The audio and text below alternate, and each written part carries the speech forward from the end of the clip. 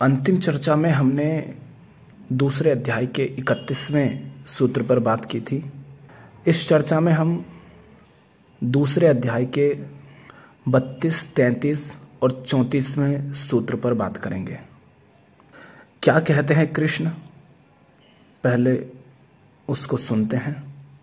32वें सूत्र में कृष्ण कह रहे हैं अर्जुन से कि हे अर्जुन, अपने आप प्राप्त हुए और खुले हुए स्वर्ग के द्वार रूप इस प्रकार के युद्ध को भाग्यवान क्षत्रिय ही प्राप्त करते हैं। क्या कह रहे हैं कि यह जो युद्ध है ना, ये तुझे सबसे पहले तो अपने आप ही प्राप्त हुआ है भाग्य से। युद्ध पहली बात तो मिलता ही है क्षत्रियों को, और क्षत्रियों में भी उसे ही मिलता है जो बड़ा भाग्यवान होता है। और ये युद्ध खुले हुए स्वर्ग द्वार की तरह है। अगले 33वें सूत्र में कृष्ण क्या कहते हैं, आगे वे कहते हैं कि और यदि तू इस धार्मिक युद्ध को नहीं करेगा तो अर्जुन, तुमने जो कीर्ति और यश कमाया है ना, उस सब को खो करके तुम पाप को प्राप्त करोगे। पहले क्या कहा, 31वें सूत्र में तो कहा था कि देखो तुम क्षत्रिय हो इसलिए युद्ध करो। 32वें में कह रहे हैं कि देखो तुम क्षत्रिय हो और बड़े भाग्यवान हो, इसलिए युद्ध के उस पार स्वर्ग है तो तुम युद्ध करो। और फिर कह रहे हैं कि अगर नहीं किया तो धर्म और यश को खो दोगे और पाप को प्राप्त करोगे। यानी अगर युद्ध करते हो तो लाभ ही लाभ है, फायदा ही फायदा है, और नहीं करते हो तो नुकसान है। और 34वें सूत्र में कृष्ण क्या कहते हैं, कृष्ण कहते हैं कि फिर देखो सभी लोग दीर्घ काल तक तुम्हारी निंदा करते रहेंगे, और ये तुम भी जानते हो कि आदरणीय व्यक्ति के लिए निंदा मृत्यु से भी अधिक कष्टदायक है। कह रहे हैं कि यही तक बात सीमित नहीं है कि तुम पाप को प्राप्त होगे। तुम्हें पता होगा कि जिन लोगों ने अच्छे काम किए हैं उनका देखो कितने लंबे समय तक उनको पूजा जाता है, उनका सम्मान किया जाता है, उनका जय जयकारा होता है। यही देखते हैं ना हम समाज में। तो अर्जुन से कह रहे हैं कि फिर जिन्होंने गलत किया, जिन्होंने अधर्म किया, जिन्होंने अपने कर्तव्य को नहीं निभाया, अपने दायित्व की पूर्ति नहीं की, जो युद्ध से भाग गए कायर की तरह, उनके ऊपर कैसा कलंक लग जाता है और दीर्घ काल तक उनकी निंदा होती रहती है। तो अर्जुन, अगर युद्ध से भागे तो सोच लो दीर्घ काल तक तुम्हारी भी निंदा ही होगी। और एक आदरणीय व्यक्ति के लिए निंदा मृत्यु से भी अधिक कष्टदायक है। मृत्यु उतना कष्ट नहीं देती एक आदरणीय व्यक्ति को जितनी कि उसका अपमान, उसकी निंदा। कहते हैं ना हम समाज में, नाक कट जाएगी। उस नाक को बचाने के लिए क्या क्या नहीं करते समाज के लोग, उसी की बात कृष्ण यहाँ अर्जुन से कह रहे हैं। ये चल क्या रहा है, कृष्ण उसे स्वर्ग का लालच दे रहे हैं, कह रहे हैं तुम बड़े भाग्यशाली हो। दूसरी तरफ उसे डर भी दिखा रहे हैं कि पाप को प्राप्त होगे, निंदा होगी तुम्हारी, यश खो दोगे। ये सब क्यों कह रहे हैं कृष्ण? और क्या ये कृष्ण ही कह रहे हैं? नहीं, थोड़ी देर पहले ही हमने देखा था पिछले श्लोकों में कि कृष्ण आत्मज्ञान की बातें कर रहे थे, अहम, आत्मा, प्रकृति, सत्य। पर कृष्ण ने देखा कि जब वो बातें समझ ही नहीं आ रही हैं उसे, वो बातें उपयोगी सिद्ध ही नहीं हो रही हैं, तो अर्जुन से फिर उस तल की बातें की जा रही हैं जिस तल की बातें वो समझता है और जिन सबका उसने प्रथम अध्याय में कृष्ण के समक्ष वर्णन किया। यही तो बातें कर रहा था ना वो वहां पर, स्वर्ग नरक की, धर्म की, यश की, निंदा की, पाप और पुण्य की। अब जरा ध्यान दो, ऐसा बहुत ही कम देखने को मिलता है कि हम बोध से चलते हैं, हम समझ से चलते हैं। ऐसा बहुत कम होता है। फिर हम कैसे चलते हैं? समझ या ज्ञान पर हमारे निर्णय आधारित नहीं होते हैं। हम चलते हैं डर पे, हम चलते हैं लालच पे। हम कुछ करते हैं तो इसलिए क्योंकि या तो वहाँ कोई लालच है या किसी तरह का कोई भय है। चाहे जीवन का कोई कर्म हो, चाहे पूजा पाठ भक्ति हो, प्रार्थना हो, मंदिर में जाना हो। मंदिरों को ही देख लो, मंदिरों में इतनी भीड़ें होती हैं, वहां अगर कोई स्वार्थ पूर्ति की कामना नहीं हो, वहां अगर स्वार्थ पूर्ति की आशा ना हो तो कोई जाएगा क्या? किसी तरह का भय ना हो कि अगर ऐसा नहीं किया तो भगवान तुम्हारे साथ ऐसा कर देगा, वैसा कर देगा, नरक भेज देगा, तो क्या जाएंगे क्या लोग? लोग इसलिए भी जाते हैं ना कि कुछ गलत कर दिया जीवन में, तो उनको ये डर है कि कहीं ऐसा ना हो कि अगले जन्म में या मरने के बाद हमें नरक मिले या कुछ दंड भोगना पड़े। इसलिए चले जाते हैं भगवान के वहाँ, नारियल चढ़ा देंगे, पूजा पाठ करा देंगे। तो चाहे मंदिर हो, व्यापार हो, काम धंधे हो, संबंध हो, हर जगह अपने जीवन में झांको तो आप क्या पाओगे? डर, लालच, कामना, स्वार्थ, यही सब। हम इन सब से ही संचालित होते हैं। बोध, समझ, ज्ञान, ये सब हमारे जीवन के, हमारे निर्णयों के, हमारे चुनावों के आधार नहीं होते हैं। तो अगर कृष्ण सचमुच आध्यात्मिक हैं, अगर हम कृष्ण को कहते हैं ईश्वर के अवतार हैं, आत्मा के प्रतीक हैं, सत्य के प्रतीक हैं, धर्म के प्रतीक हैं, तो अगर सचमुच कृष्ण धार्मिक हैं, आध्यात्मिक हैं, आत्मज्ञानी हैं, तो निंदा वगैरह से तो उनका कोई संबंध होगा नहीं। कामनाओं से, लालच से, डर से कि ये मिल जाएगा, ये छिन जाएगा, अपमान हो जाएगा, यश खो दोगे, इन सब से तो उनको फर्क पड़ना नहीं चाहिए। फिर वो इन सब की बातें क्यों कर रहे हैं? वो इन सब की बातें इसलिए कर रहे हैं क्योंकि इन सब से अर्जुन को अभी फर्क पड़ता है। अर्जुन अपने आप को, स्वयं को क्षत्रिय मानता है। वो युद्ध करने इसीलिए तो आया ना कि भैया क्षत्रिय हूं और एक क्षत्रिय के पास राज्य होना चाहिए, वो राजा होना चाहिए, सेना होनी चाहिए, और मैं तो वन वन भटक रहा हूं, तो चलो युद्ध करेंगे, लेंगे वापस अपना राज्य। इसीलिए तो आया था वो युद्ध करने। तो अर्जुन अपने आप को क्षत्रिय समझता है। तो कृष्ण कह रहे हैं कि भैया क्षत्रिय का तो धर्म ही होता है युद्ध करना, तो तुम युद्ध करो।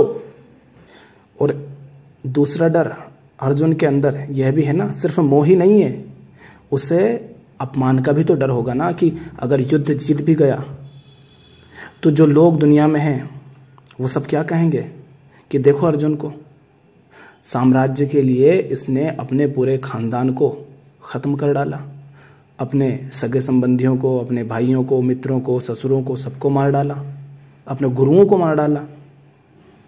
ये सब भी अपमान इसके अंदर भरे पड़े होंगे।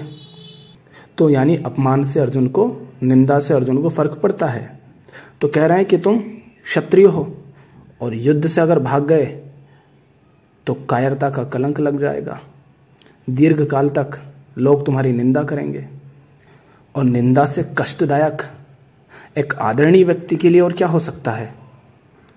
जहां जाए वहां उसे निंदा का सामना करना पड़ता हो, इससे कष्टदायक और क्या होगा?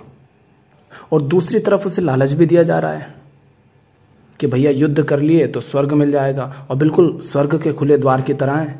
यही समझो कि युद्ध के उस पार स्वर्ग है। आगे कहेंगे कृष्ण कि अगर युद्ध करके जीत गए तो पृथ्वी पर राज्य मिलेगा, और हार गए तो तुमने अपना क्षत्रिय धर्म निभाया है ना, तो स्वर्ग में तुम्हें स्वर्ग के सारे सुख भोगने को मिलेंगे। अब ये सारी बातें कृष्ण अर्जुन की चेतना के तल के हिसाब से कह रहे हैं, क्योंकि हमने क्या कहा, हम समझ से, ज्ञान से चलते कहाँ हैं। हम तो लालच के, डर के, स्वार्थ के, कामना के पुतले हैं। जहाँ हमें अपने स्वार्थ पूर्ति की साधन दिखते हैं उस ओर हम दौड़ चलते हैं, जहाँ कामना पूर्ति की संभावना दिखती है उस ओर हम चल देते हैं। सत्य असत्य से हमें कोई मतलब नहीं, धर्म अधर्म से हमें कोई मतलब नहीं तो कृष्ण तो सीधे कह रहे हैं अर्जुन से कि भैया तुम्हारा धर्म है कि तुम युद्ध करो, बस इतनी सी बात है, युद्ध करना ही तुम्हारा धर्म है। पर यहाँ अर्जुन के सामने अधर्म हुए जा रहा है और वो मोह में पड़ा है, तो फिर कृष्ण को तरीके आजमाने पड़ रहे हैं। और फिर सत्य है भी क्या? सत्य वही है जो उपयोगी है, सत्य वही है जो जीव की मुक्ति में उपयोगी है। हम ज्ञान की, सत्य की, आत्मा की कितनी ही ऊंची ऊंची बातें कर लें, अगर उससे जीव का कल्याण हो ही नहीं तो हो नहीं रहा। तुम बड़ी सैद्धांतिक बातें कर लो और एक साधारण व्यक्ति है, उसको कुछ समझ ही नहीं आ रहा है, तो उसके लिए तो वो सारा ज्ञान काला अक्षर भैंस बराबर ही रहेगा। तो भले ही वो सत्य है, भले ही वो ऊंचा ज्ञान है, लेकिन वो उपयोगी नहीं है ना। तो सत्य वही है जो उपयोगी है, जो जीव के लिए मुक्ति में सहायक बने।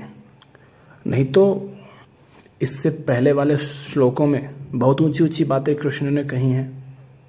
और फिर यहां से दूसरी बात आप ये भी समझ सकते हैं, यहां तो कृष्ण है और कृष्ण डर, लालच, कामना, स्वार्थ, निंदा, इन सब बातों का सदुपयोग कर रहे हैं। धर्म के पक्ष में कृष्ण इन सब का उपयोग कर रहे हैं। इन सब के माध्यम से कृष्ण अर्जुन को सही राह दिखाने की कोशिश कर रहे हैं। पर यहां से एक बात और आपको समझ लेनी चाहिए। क्या? अगर आप मान सम्मान, निंदा, यश, कीर्ति, इन सब को बहुत महत्व देते हैं, अगर यही सब आपके जीवन के आधार हैं,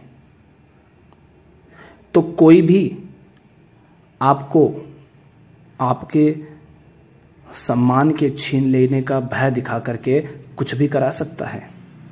अगर आप बहुत सारी कामनाओं को पाले बैठे हैं, तो कोई भी आपको कामना पूर्ति का लालच दे करके आपसे कुछ भी करा सकता है। अगर आपके जीवन में कुछ भी ऐसा है जिसके छिन जाने का आपको बड़ा भय रहता है, तो कोई भी आपको उसके छीन लेने का भय दिखा करके कुछ भी करा सकता है। अगर आपने समाज में अपनी नाक बहुत बड़ी कर रखी है, तो आपको हर समय इस बात का भय रहेगा कि कहीं नाक ना कट जाए। अगर आप सम्मान लोलुप हैं, आप अगर संसार से बहुत सम्मान की चाह रखते हैं, तो वो आप उस व्यक्ति के गुलाम हैं जो आपको सम्मान दे रहा है। यहां तो कृष्ण हैं जो अर्जुन के अंदर बैठे उस लालची, उस सम्मान लोलुप, उस डरे हुए केंद्र को सही दिशा देने का प्रयास कर रहे हैं। लेकिन संसार में हम जो लुटते पिटते रहते हैं, रोते मरते और घिसटते रहते हैं, इतना दुख दर्द और पीड़ा पाते हैं, वो इसलिए पाते हैं क्योंकि संसार, समाज, लोग, दुनिया सब हमें डर दिखा दिखा करके ही वो सब करवाती रहती है जो हम नहीं चाहते। कृष्ण को यहां क्या मिलेगा? अर्जुन को डर दिखाकर, लालच दिखा करके युद्ध करवा लेने से कृष्ण को तो कुछ नहीं मिलना है। उनके पास तो सब कुछ है पहले ही, और युद्ध होने के बाद भी कृष्ण कहां कुछ लेकर के गए। कृष्ण बस इसलिए चाहते हैं कि अर्जुन युद्ध करे और जीते भी, क्योंकि अगर युद्ध नहीं करा तो अधर्म जीत जाएगा। ऐसे लोगों के हाथों में सत्ता चली जाएगी बहुत लंबे समय तक, शायद बहुत अधिक ही समय तक, जो अहंकारी हैं, जो समाज का भला नहीं करेंगे। दिख रहा है जिन्होंने सिर्फ सत्ता के लिए अपने भाइयों को वन में रहने के लिए विवश कर दिया, अज्ञातवास करवाया, धोखे से उनसे राज्य छीन लिया, तो ऐसे लोग तो फिर समाज में, संसार में तबाही ले आएंगे। तो बस इसलिए कृष्ण चाहते हैं कि अर्जुन युद्ध करे, अन्यथा उन्हें अपने लिए वहां से कुछ नहीं चाहिए। वो तो चाहें तो दुर्योधन के साथ भी हो सकते थे, रिश्ते में तो वो भी उनका लगता ही था कुछ, जैसे अर्जुन लगता था। तो डर का, निंदा का, लालच का, इन सब का सदुपयोग भी हो सकता है और दुरुपयोग भी हो सकता है, पर इनका सदुपयोग हो ये तो बहुत मुश्किल है। कृष्ण हैं इसलिए उनका भी वो सदुपयोग करने का प्रयास कर रहे हैं कि शायद इसी तरह अर्जुन मान जाए। तो अब अपने जीवन में झांकिए और देखिए कि कहीं आप भी डर, लालच, निंदा, अपमान इन सब के चलाए ही तो गलत निर्णय नहीं ले रहे हैं। और अगर ले रहे हैं तो वहाँ बोध से लीजिए, समझदारी से निर्णय लीजिए, ज्ञान से निर्णय लीजिए, जो उचित है उसका चुनाव कीजिए। आज के लिए इतना ही, धन्यवाद।